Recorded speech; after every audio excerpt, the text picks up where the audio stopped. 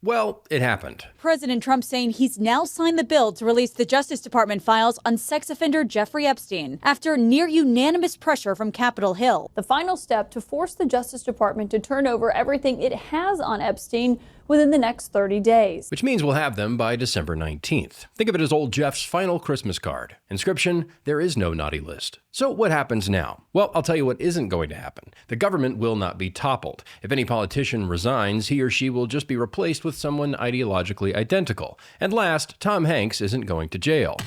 He's just going to keep making Toy Story sequels until he goes into the cryo chamber. But what is going to happen? Well, here's my guess. For one, a bunch of new streaming documentaries. We'll get lots of charts about how many times Trump is mentioned in whatever context. And I'll tell you this for sure. No one will be satisfied with the release. Any redactions will be taken as protecting whoever your favorite podcast host already hates. Being active on X and being one of the few people still keeping up with late-night television, I find myself in a weird spot. I hear these people wanting the exact same thing as these people, with the same kind of urgency. And they all seem to think it's the most important thing the government could be doing right now. But if the Epstein files are going to overturn the entire government and media establishment, exposing every person who ever got a movie role or a job in government, why are all these people begging Trump to release them? Did every leftist media figure, every late-night comedian suddenly become all-caps based, ready to bring down the international pervert cabal that really runs the world? Maybe Stephen Colbert watched a 12-hour BitChute documentary and can now see through the matrix. It could be the case that they're unknowingly asking for the destruction of every corrupt institution in America. Maybe we're experiencing an historic realignment when everyone wakes up and focuses on the real issues.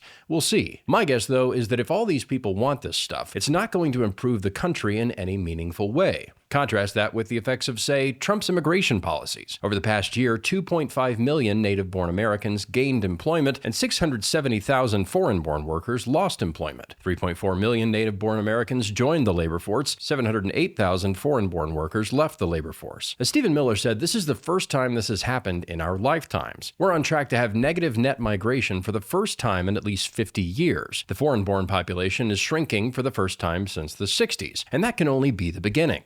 Along with the job market, this affects home prices, rent prices, schools, traffic, welfare programs, emergency room wait times, healthcare prices. And how about releasing the Epstein files? Well, maybe some people will go to jail. Maybe there will be some peace for the victims. But it's not going to turn America into either Jetson's world or revolutionary France. And one point on file dumps in general. The truth is, America going down the tubes has never been an information problem. We already have enough information to do what needs to be done to make America great again. I'm all for big data dumps, especially if they help put people in jail. But information by itself doesn't solve the problem. And because we're so divided, there's not going to be some new consensus as to what should be done about all this information once we have it. Someone has to decide. We didn't start fixing the border crisis because we finally had enough data. They just decided to start doing what it takes. As much as we make fun of the left for having a Marvel or Star Wars vision of reality, there's a piece of that in all of us. If I drop the laser bomb in just the right spot, the whole Death Star explodes and I get a medal. The truth is that solving our problems is going to take a lot more time and effort than that. So it's not that the left suddenly wants to get to the bottom of the adrenochrome trade, and it's not that Marjorie Taylor Greene has suddenly become a leftist. All of these people just have scores to settle with Trump,